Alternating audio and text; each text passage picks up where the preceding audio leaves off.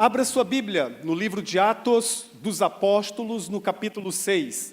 Nós estamos estudando aos domingos à tarde e à noite, nós estamos estudando o livro de Atos dos Apóstolos, capítulo a capítulo, porção a porção, submissos ao tema Sem Paredes, porque esse tema, a meu ver, ele resume, ele sintetiza as páginas do livro de Atos. Hoje a mensagem é sem estresse.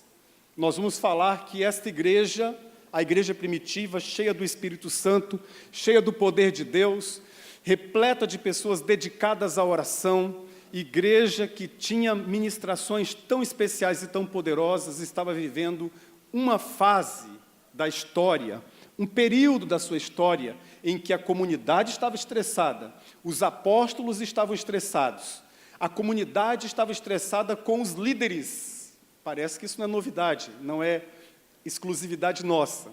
A comunidade estava apontando as falhas da liderança e, de uma forma especial, Deus orienta, aqui no capítulo 6 de Atos, chegamos no capítulo 6, Deus orienta como lidar com essas realidades e como diminuir ou administrar o estresse. É claro que nós falaremos da igreja, da história da igreja, mas você vai aplicar, você verá isso, você vai aplicar isso em tudo na sua vida, você vai aplicar isso na sua família, você pode aplicar a mensagem desta noite na sua casa, na resolução de conflitos, você pode aplicar também na sua empresa, no trato com os funcionários, no seu negócio em especial, na sua equipe, porque a palavra de Deus nos traz uma sabedoria que não fica reclusa a essas quatro paredes do templo, ela permeia a nossa vida e ela alcança a nossa casa, a nossa família. E, aliás, quando um discípulo de Jesus começa a levar a Bíblia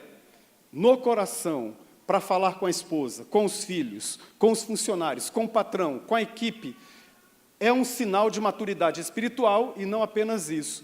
É um sinal de que a bênção de Deus vai chegar a galope na sua casa, na sua vida. Então nós vamos ler Atos capítulo 6, a partir do versículo 1, são poucos versículos, a porção desta noite vai até o versículo 7, tá bom? Eu faço a leitura e você vai prestar muita atenção, que diz assim: Naqueles dias, crescendo o número de discípulos, os judeus de fala grega, entre eles, queixaram-se dos judeus de fala hebraica, porque suas viúvas estavam sendo esquecidas na distribuição diária de alimento. Por isso, os 12 reuniram todos os discípulos e disseram: não é certo negligenciarmos o ministério da palavra de Deus a fim de servir às mesas. Irmãos, escolham entre vocês 7 homens de bom testemunho, cheios do Espírito e de sabedoria. Passaremos a eles essa tarefa e nos dedicaremos à oração e ao ministério da palavra. Tal proposta agradou a todos. Então, escolheram Estevão, homem cheio de fé e do Espírito Santo, além de Filipe, Prócoro, Nicanor, Timon, Pármenas e Nicolau, um convertido ao judaísmo proveniente de Antioquia. Apresentaram esses homens aos apóstolos, os quais oraram e lhes impuseram as mãos. Assim a palavra de Deus se espalhava, crescia rapidamente o número de discípulos em Jerusalém, também um grande número de sacerdotes obedecia à fé. Pai Celestial, Tua palavra lida, aplique-a ao coração dos Teus filhos, que haja um entendimento, que o Senhor repreenda todo espírito de confusão no nosso meio e que haja, Deus, uma apreensão da palavra, porque esta palavra ela é uma bênção que vai se manifestar também fora dessas quatro paredes, na vida dos teus filhos, nos negócios dos teus filhos, na liderança que eles exercem fora, mas também na liderança que eles exercem dentro, isto é, na tua igreja. Em nome de Jesus. Amém, Senhor. Perceber o estresse? Essa comunidade, cheia do poder, como eu disse, repleta de dons espirituais que começavam a se manifestar no meio deles, experimenta aqui uma situação muito complicada, muito difícil. As viúvas dos judeus de fala grega, os helenistas, citados em algumas Bíblias aí, as viúvas dos judeus que se converteram ali em Atos capítulo 2, quando houve a manifestação do Santo Espírito, que encheu a todos. Você se lembra, nós já estudamos isso, que pessoas de todos os lugares, judeus de todas as províncias, de várias cidades romanas, de várias províncias romanas, estavam em Jerusalém, por ocasião da festa de Pentecoste, e ali o Santo Espírito desceu sobre eles e eles foram batizados, foram imersos numa realidade extremamente benfazeja da vida. Eles receberam poder, receberam atos extraordinários de cura, de milagre, mas especialmente o dom de línguas se manifestou com muita perspicácia, com muita ênfase. Eles estavam cheios do Espírito e alguns de fala grega também se converteram. E eles morreram, em algum contexto que a Bíblia não nos dá conta. Mas também a história nos conta que outros foram alcançados. E a igreja tinha consciência plena daquilo que Tiago vai registrar mais tarde, de que a verdadeira religião, se você quer efetivamente praticar uma religião, a verdadeira religião é ajudar os pobres, os órfãos, as viúvas nas suas necessidades e manter-se puro das contaminações que existem neste mundo. São duas asas. Não é apenas a questão social, também é muito forte. Ajudar as viúvas, os órfãos, os pobres em suas necessidades. A outra asa, manter-se limpo, puro das contaminações que existem neste mundo. Há muitas pessoas que fazem bem esta parte, negligenciam esta outra.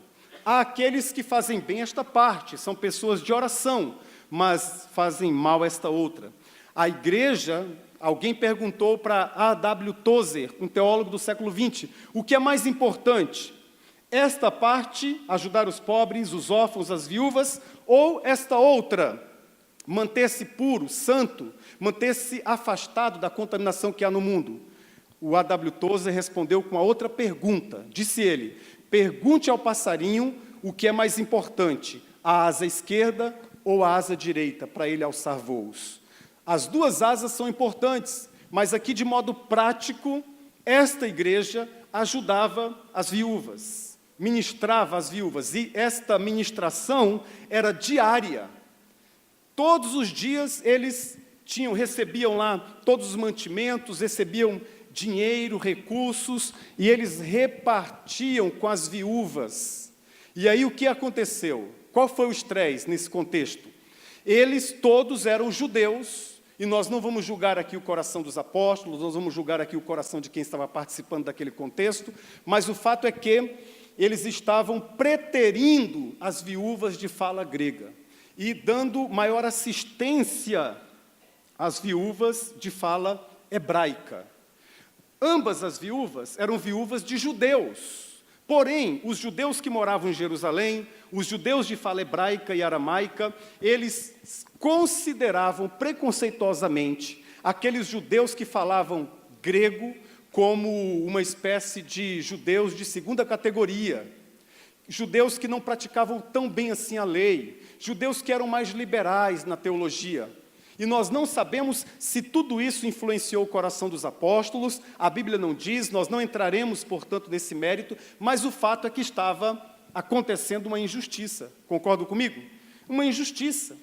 Se tem dinheiro para ajudar todas as viúvas, se tem mantimento para ajudar todas as viúvas, por que é que eles estavam privilegiando umas em detrimento de outras? Isso causou um estresse violento na comunidade, irmãos.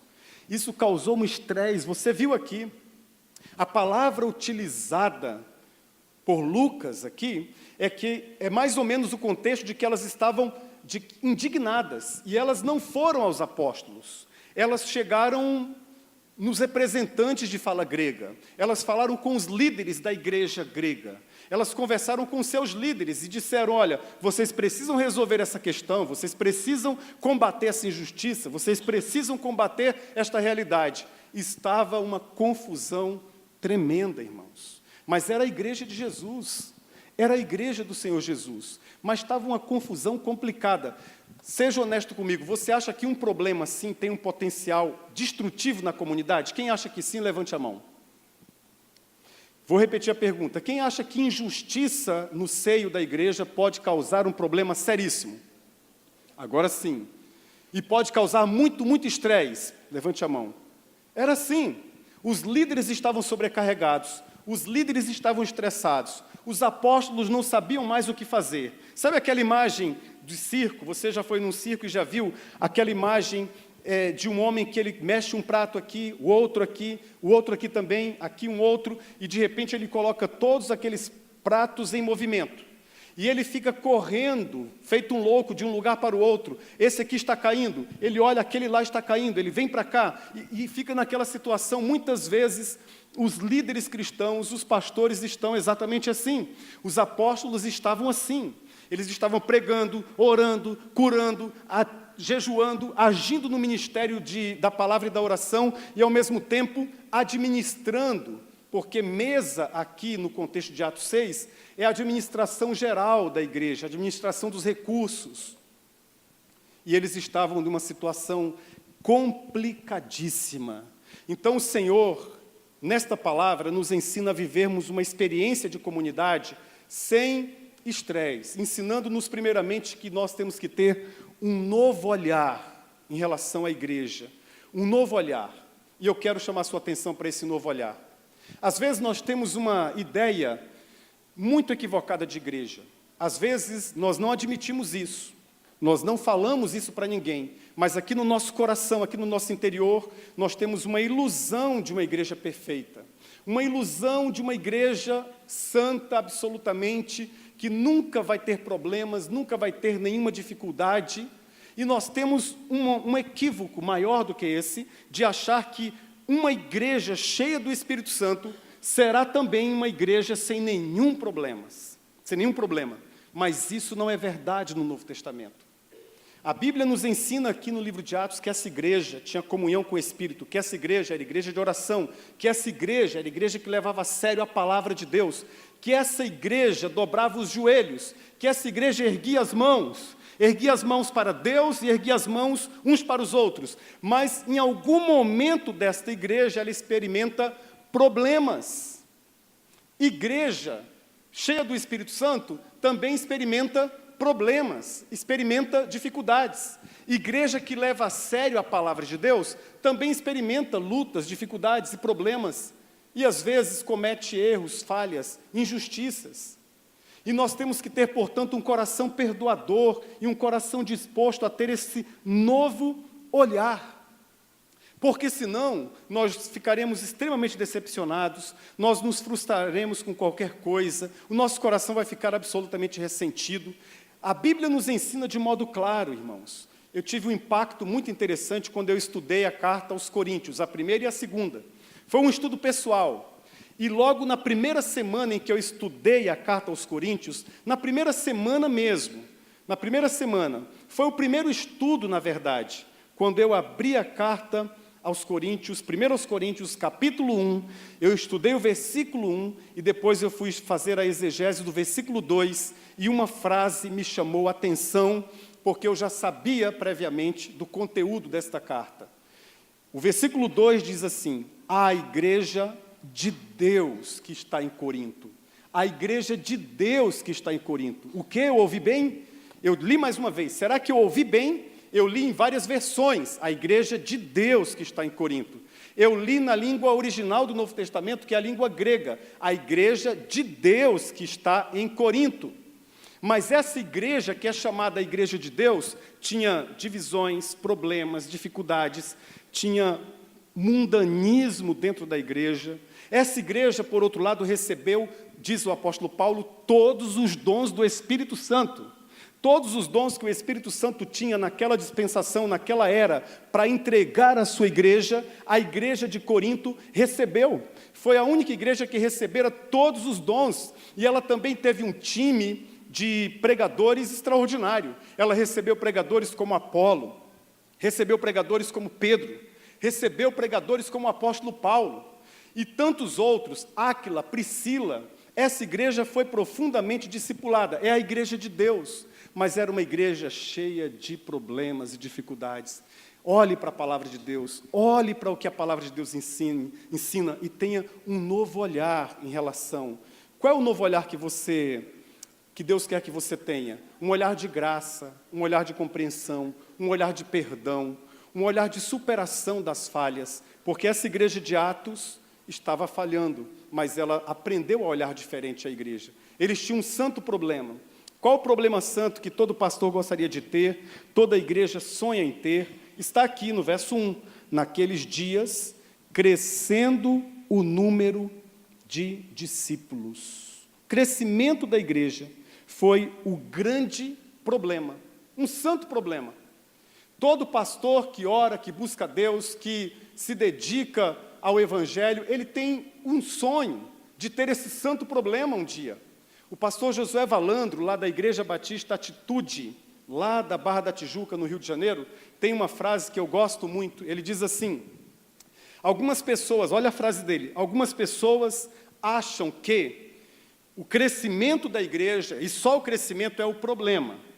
E portanto, elas dizem, com base nesse texto bíblico, está vendo aí, pastor? A igreja, quando cresce, traz dificuldades. A igreja, quando cresce, tem problemas. E por isso eu quero ficar numa igreja pequenininha, numa igreja menor, para não enfrentar problemas. E diz o pastor Josué Valandro, portanto, completando a sua frase: é verdade que crescimento traz problemas. Sim, é verdade. Porém, não crescer é um problema ainda maior. Significa que há algo de errado com a igreja. O crescimento traz problemas? Traz, e traz muito estresse. Muito estresse. Não é fácil crescer. Desorganiza tudo. As coisas começam a ter um novo patamar. A gente está acostumado a atuar com 200, daqui a pouco tem 300. E aí nós aprendemos a lidar com 300, daqui a pouco tem 600. Aí nós aprendemos o jeito de ministrar para 600, daqui a pouco tem 1.000. Aí nós aprendemos agora um pouquinho como lidar com 1.000, daqui a pouco tem 5.000. E assim, este santo problema precisa visitar todas as igrejas de Jesus. Sabe de uma coisa? Talvez você pense assim: eu quero uma igreja pequenininha, eu quero um pequeno grupo que seja bem pequenininho, eu não quero crescer. Cuidado, meu irmão, porque o Senhor da igreja, o Senhor Jesus, Ele quer que a sua igreja cresça, Ele quer que o Evangelho se expanda, Ele quer que o Evangelho alcance o maior número de pessoas. Porém, isso vai trazer problemas, isso vai trazer dificuldades. E quando vem as dificuldades, nós precisamos lidar com um novo jeito. Esse novo jeito é muito especial. Esse novo jeito precisa compreender o todo. Eu quero chamar a sua atenção, por exemplo, para o versículo 2. Por isso os 12 reuniram todos os discípulos e disseram: não é certo negligenciarmos o ministério da palavra de Deus, a fim de servir às mesas. Irmãos, escolham entre vocês 7 homens de bom testemunho, cheios do Espírito Santo e de sabedoria. Passaremos a eles essa tarefa e nos dedicaremos à oração e ao ministério da palavra. Qual foi o novo jeito? O novo jeito foi envolver a todos na resolução do problema. Aí está o problema. Envolveu a todos. Aqui você tem a matiz deste jeito democrático da igreja de Jesus atuar. Estamos com problemas. Os apóstolos devolveram o problema para a igreja. Disseram: vocês vão resolver este problema. Participem, escolham na comunidade. Claro que ele deu os critérios. Os critérios foram bem estabelecidos. Muito bem estabelecidos. Qual era a grande questão? É que poucos estavam fazendo o trabalho de muitos. De muitos. E, portanto, eles precisaram fazer um diagnóstico adequado. O diagnóstico não era o problema entre as viúvas dos hebraístas e as viúvas dos helenistas. O diagnóstico que eles precisaram fazer também não era que o crescimento deveria ser evitado, porque isso traria muitos problemas. O diagnóstico é: tem muito trabalho e poucas pessoas estão envolvidas. Esta imagem é a imagem que eles tinham, com certeza, para representar o que eles estavam vivendo. Era um puxando a carroça, o outro tentando empurrar. A estrutura da igreja naquele contexto também era inadequada, então eles tinham rodas, as rodas eram quadradas, e eles tinham todas as outras rodas redondas que representam os membros, aqueles membros, tanto as viúvas dos gregos como a viúva dos judeus, dentro da carroça, esperando que os apóstolos fizessem algo, esperando que a liderança fizesse algo, esperando que a liderança desse um jeito. E assim, muitas vezes, segue. Nós estamos aí há 2000 anos deste texto bíblico, há mais de 2000 anos. E hoje, com a graça de Deus, nós melhoramos muito já em relação a isso.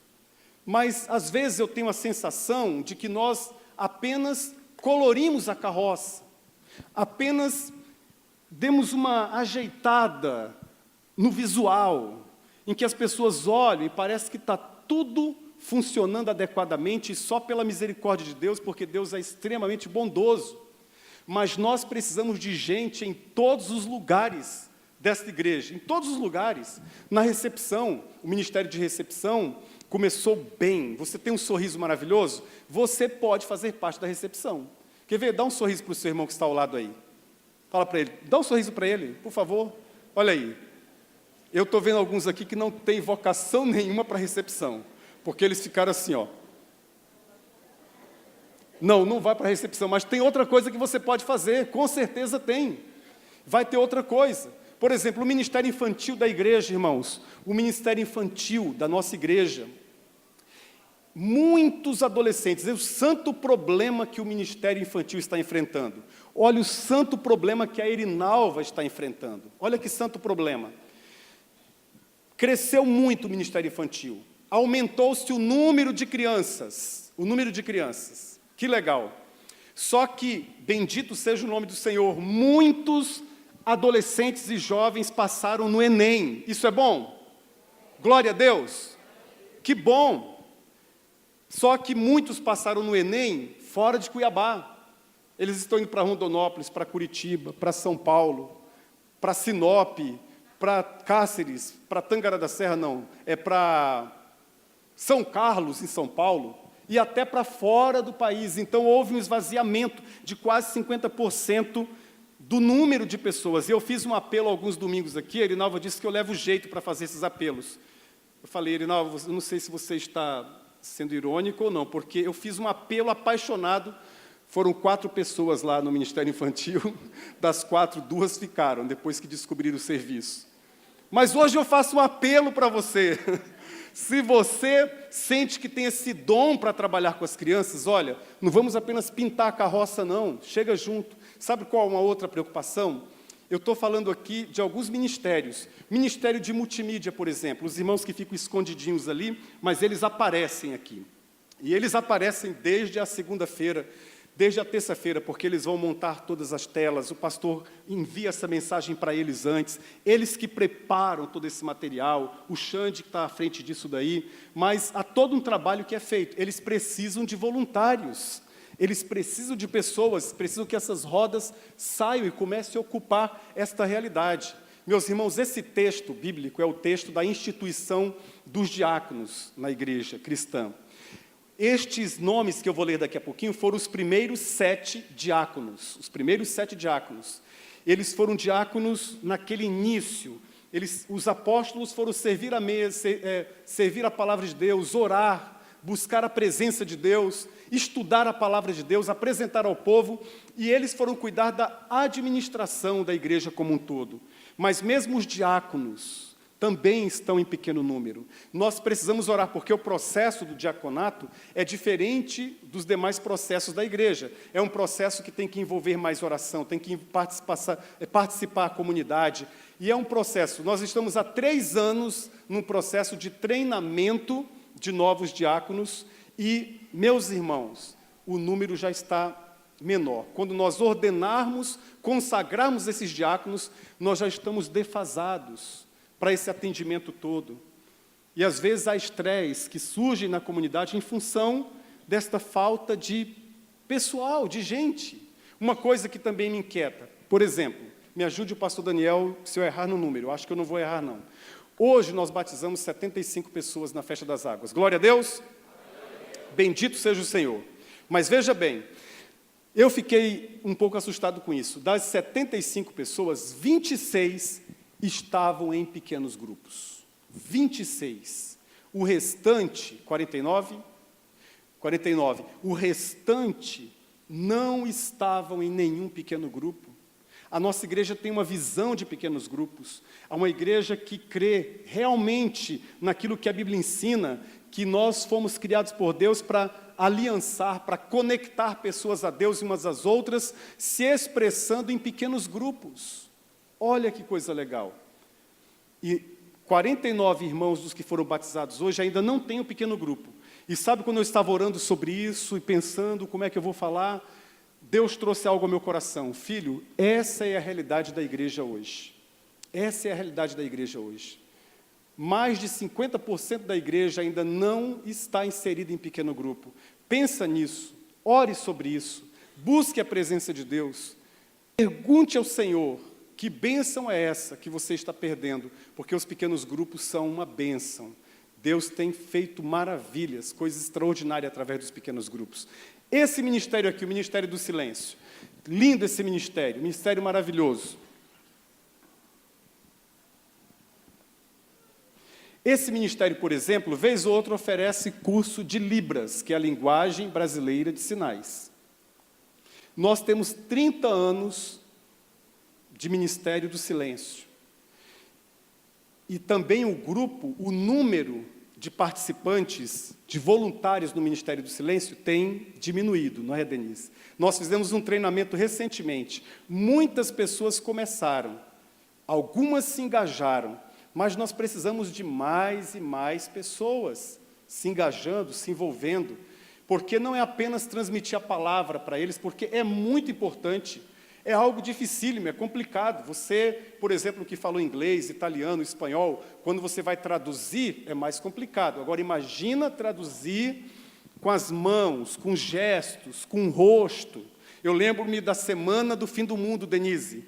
A Semana do Fim do Mundo foi uma semana inteira, em 2012, que nós falamos do Apocalipse. Tá bom? Apocalipse do capítulo 1 ao 22. E a intérprete foi a Denise. A Denise quase morreu, irmãos, porque, olha, você olha para o Apocalipse, não é tão simples, não é tão fácil. Agora, a Denise tinha que ouvir a minha mensagem e interpretar para eles, traduzir para eles. Eu lembro, e eles são bem autênticos, eles são extremamente sinceros em tudo. Gostou? Ok. Não gostou? Eles mandam descer daqui. Desce, desce, desce, desce. Então, nesse dia, eu lembro como se fosse hoje, eu estava aqui falando de Apocalipse, mas eu fui no livro do profeta Zacarias e fui no livro do profeta Daniel e eu falei do carneiro, lembra, Denise?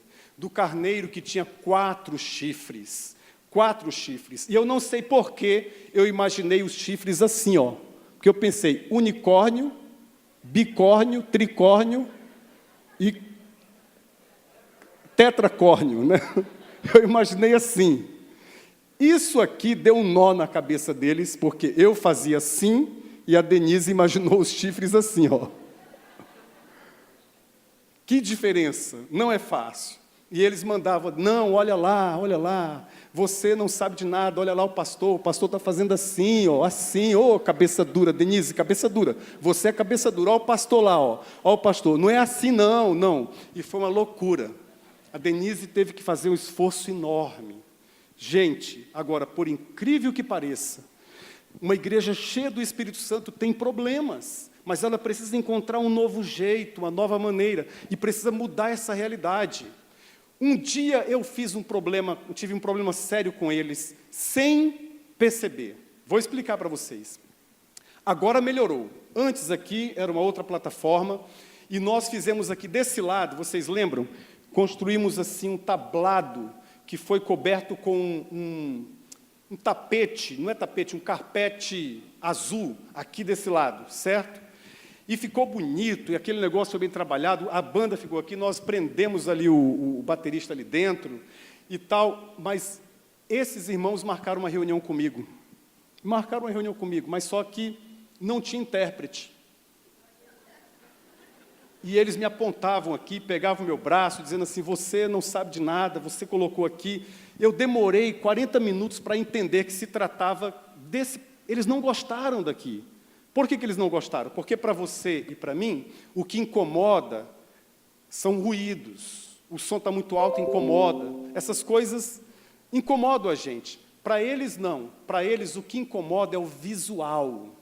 E quando nós mexemos aqui nesse espaço, sem consultá-los, sem falar com eles, sem sermos sensíveis a eles, eles criou-se uma poluição visual aqui quase insuperável para eles. Eles tiveram muita dificuldade, e me chamaram muitas vezes também de cabeça dura. Você é cabeça dura, você estava ali, por que você trouxe para cá? Sem falar com a gente. E teve que passar por um processo de perdão, aí houve perdão entre os irmãos que vieram aqui para a gente conversar, e hoje está tudo bem, tudo tranquilo.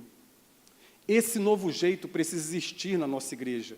Você que está sentadinho aí, você tem um privilégio de participar dessa comunidade, mas você também tem uma responsabilidade. Se Deus plantou você aqui, se Deus chamou você neste lugar, você tem que perguntar para o Santo Espírito, como eu posso me envolver?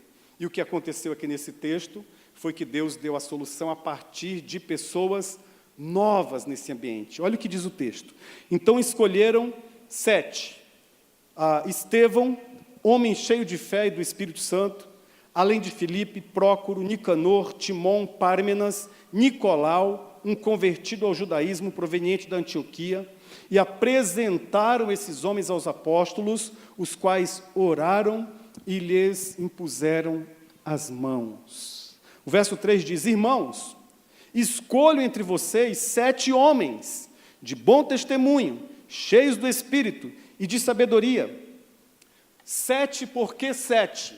Não é porque simplesmente era necessidade, é que esse número era um número muito especial no Novo Testamento, no judaísmo primitivo, muito especial, no cristianismo primitivo, porque 7 simbolizava plenitude, 7 simbolizava algo completo, 7 era uma marca simbólica, não há nada de místico aqui, mas era uma marca dizendo o seguinte, esse tipo de mentalidade, esse tipo de olhar, esse tipo de ferramental, de instrumento, vai alcançar as igrejas.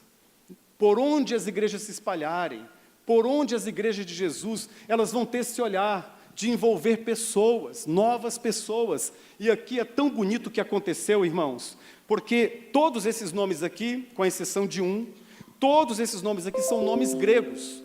O problema era com quais viúvas? As viúvas hebraicas ou de fala grega? De fala grega. Então, para resolver de vez, eles escolheram também 7 gregos para tratar. 6, na verdade. 6 gregos para tratar do problema, tratar da situação, tratar da circunstância.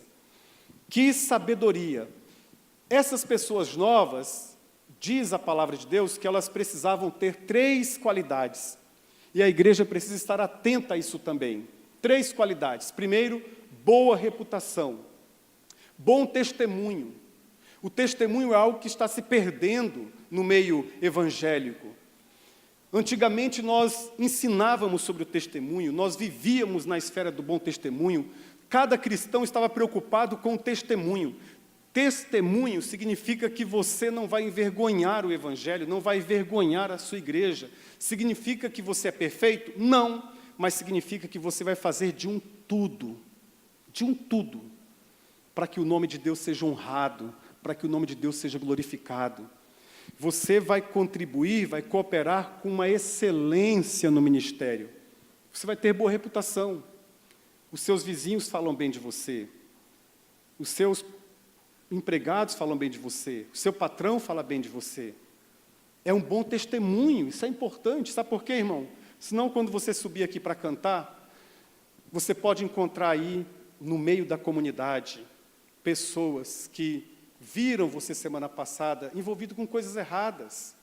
e aí você vai cantar e simplesmente o culto acabou para essa pessoa. Senão você vai subir aqui no Projeto Pantanal e você vai estar aqui pensando numa viagem que a igreja investe, que a igreja mobiliza, que a igreja se alegra, e você está aqui, e aí tem alguém que sabe que você está aqui no altar de Deus, nesse lugar que foi consagrado, que foi separado, mas você está com a vida completamente torta e no largo osso. Você está com a vida completamente bagunçada e simplesmente não deixa o ministério.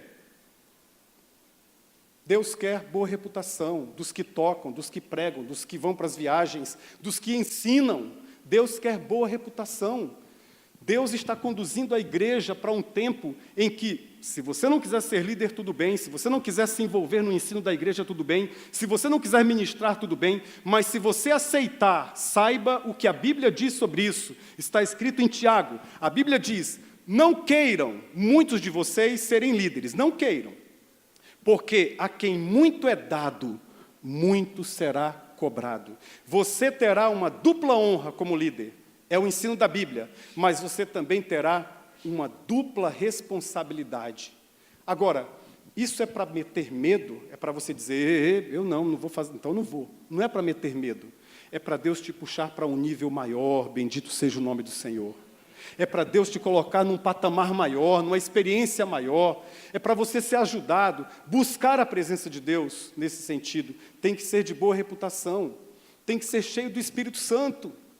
Cheio do Espírito Santo. A semana que vem, se Deus permitir, nós vamos falar de Estevão, que há um destaque. Lucas não consegue, os demais nomes ele só cita. Ele vai citando, um a um, mas quando chega em Estevão, ele não consegue simplesmente citar o nome de Estevão. Ele tem que parar e dizer que Estevão era cheio do Espírito Santo, que Estevão conhecia a palavra, ele tem que fazer algo mais.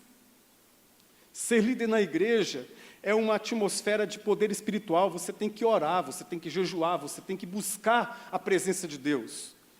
E há diferença gigantesca quando nós fazemos isso.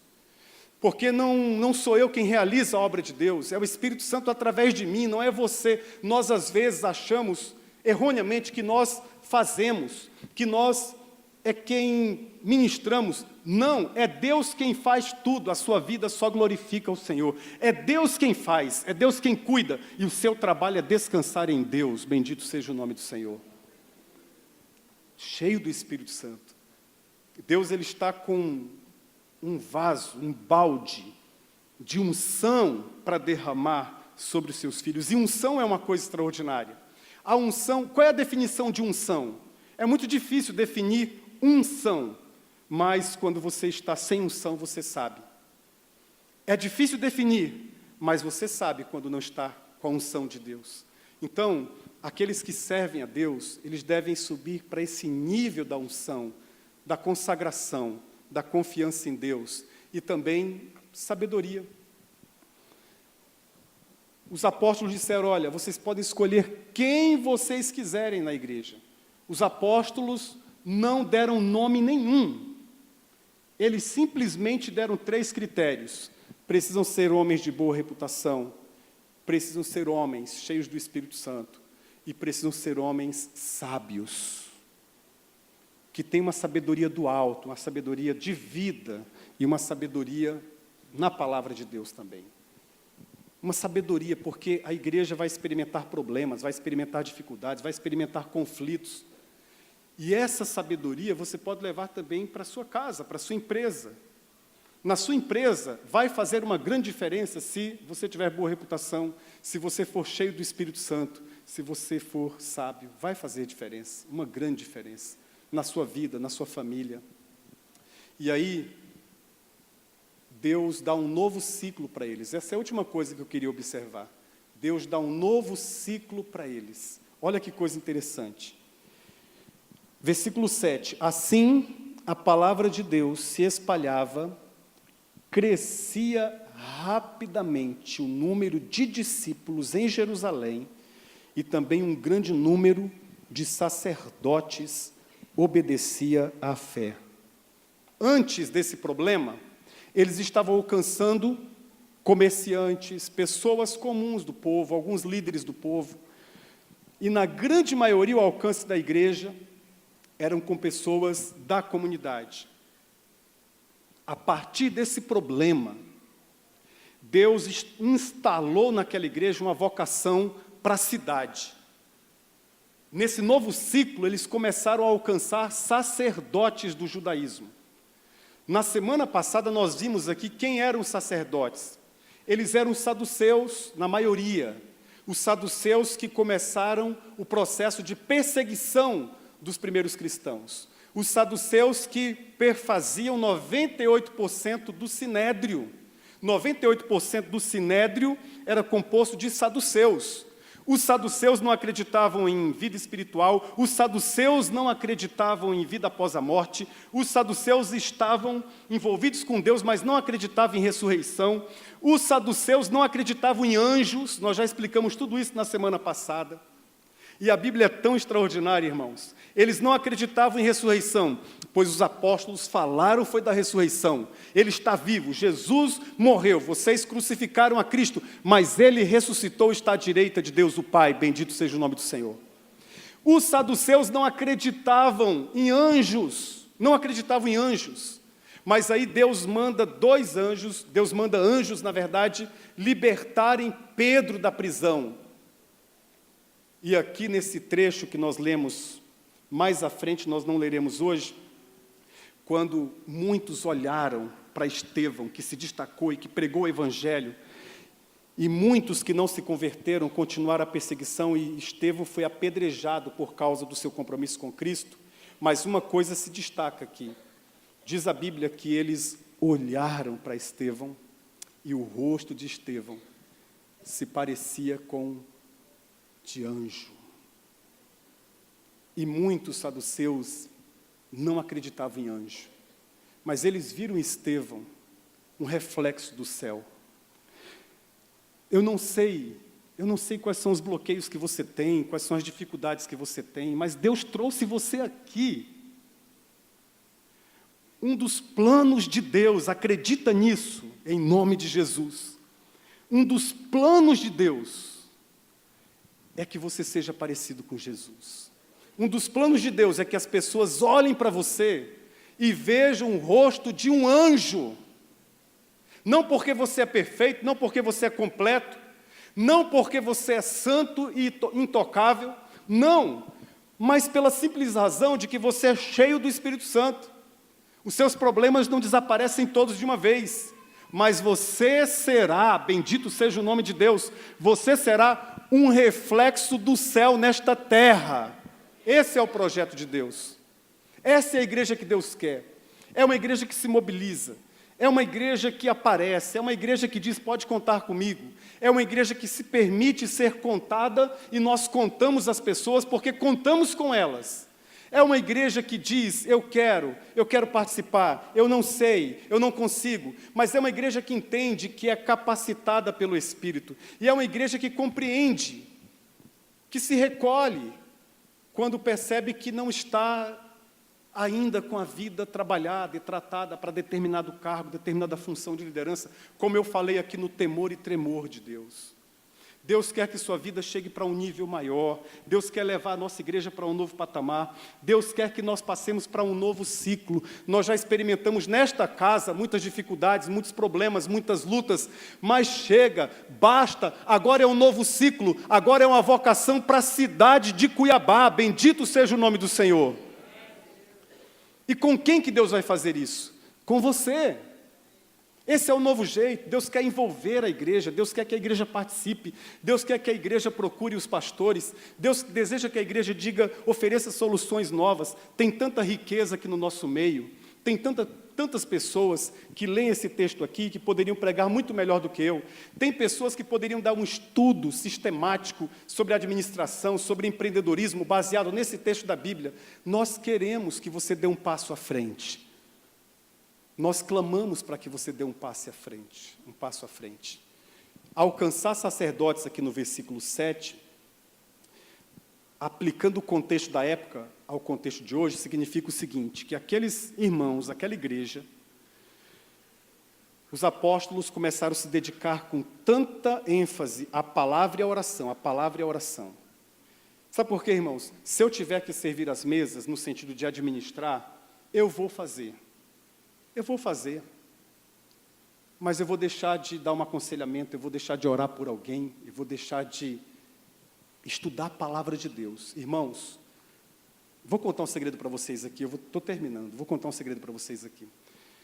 Irmãos, eu sou pastor nesta igreja aqui, há 10 anos como pastor titular, mas os irmãos sabem que eu cheguei aqui no ano de 2000, aí eu fui pastor de jovens, depois de pastor de jovens eu fui pastor da área de ensino da igreja, depois de pastor da área de ensino da igreja eu fui pastor adjunto, depois de pastor adjunto, o pastor Lécio saiu, eu fui pastor interino, mas eu dizia para a Meila que eu era pastor inteirinho, porque eu fazia tudo que um pastor fazia, mas eu era interino, mas eu era inteirinho. Depois eu assumi interinamente novamente a igreja, veio um pastor dos Estados Unidos, ficou aqui 11 meses, vocês lembram da história. E depois eu voltei para um novo período de pastor interino, e aí a igreja, depois de 6 ou 7 meses, em agosto de 2007, me chamou para ser pastor titular desta igreja, e eu já estou como pastor titular há 10 anos. Desde o primeiro momento que eu cheguei aqui, Deus me envolveu com o ministério do ensino e da pregação da palavra de Deus, em todas as coisas que eu estava fazendo. Todas as coisas. Mas eu quero contar esse segredo para você. Um dia eu sofri um acidente, eu estava completamente desviado do meu foco de pregação da palavra de Deus. Completamente. Estava fazendo uma porção de coisas. E eu sofri um acidente.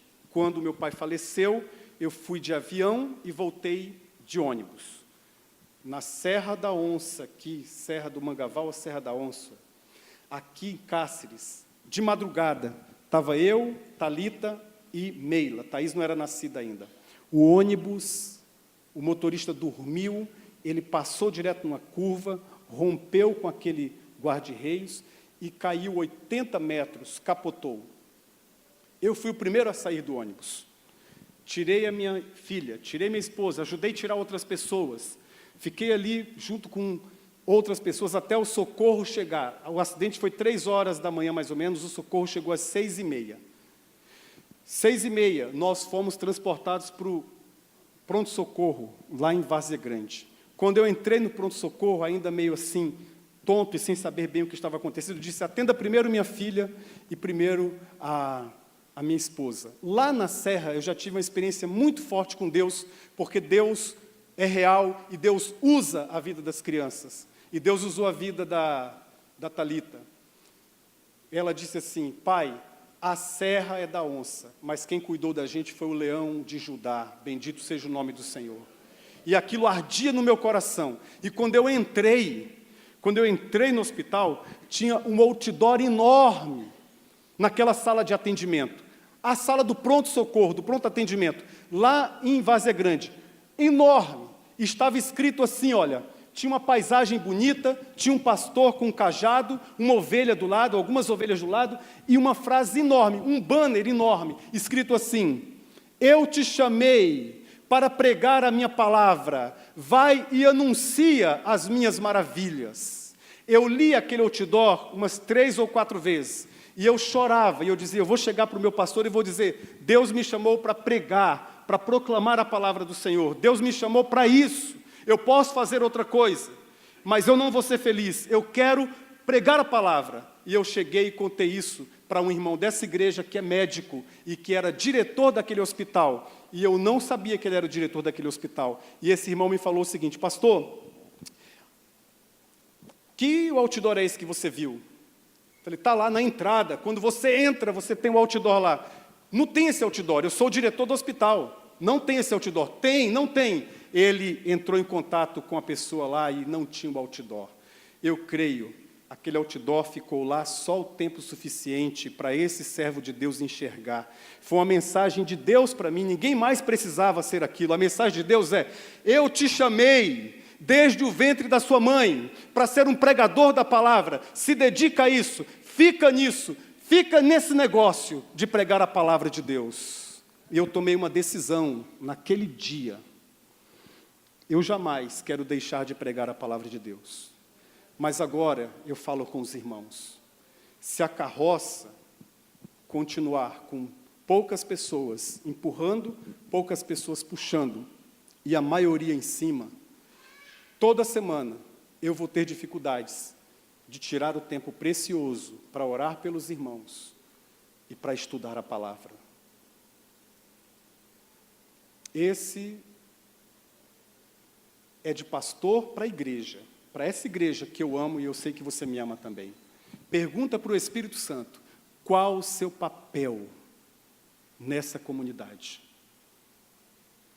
Nessa comunidade, para que essa comunidade libere os pastores para orar, aconselhar, estudar a palavra, jejuar, expulsar demônio, essa igreja ser tudo aquilo que Deus planejou que ela fosse. Vamos orar, irmãos? Hoje é uma palavra para você, igreja de Jesus. Pergunte-se ao Senhor, qual é o meu papel aqui? Qual é a minha função aqui, no corpo de Cristo? Pai Celestial, em nome de Jesus, nós estamos reunidos aqui neste nome santo, neste nome poderoso, o Senhor da igreja, o Senhor Jesus. Nós estamos estudando a palavra de Jesus, que foi definida por Ele mesmo. Minhas palavras são espírito e vida. Portanto, Senhor, eu tenho certeza de que o Senhor irá gerar vida espiritual no nosso meio nesta noite. Meu coração descansa nesta convicção de que o Senhor vai gerar vida espiritual, porque tuas palavras foram lidas, explicadas, e nós contamos com a tua misericórdia para que a tua palavra também seja aplicada ao coração de cada um dos teus filhos. Em o nome de Jesus, que o amor de Deus Pai, a graça bendita de Jesus, o Cordeiro de Deus, e a comunhão e consolação do Santo Espírito, seja com esta igreja, com todas as igrejas espalhadas por toda a face da terra, hoje e para sempre. Amém e amém.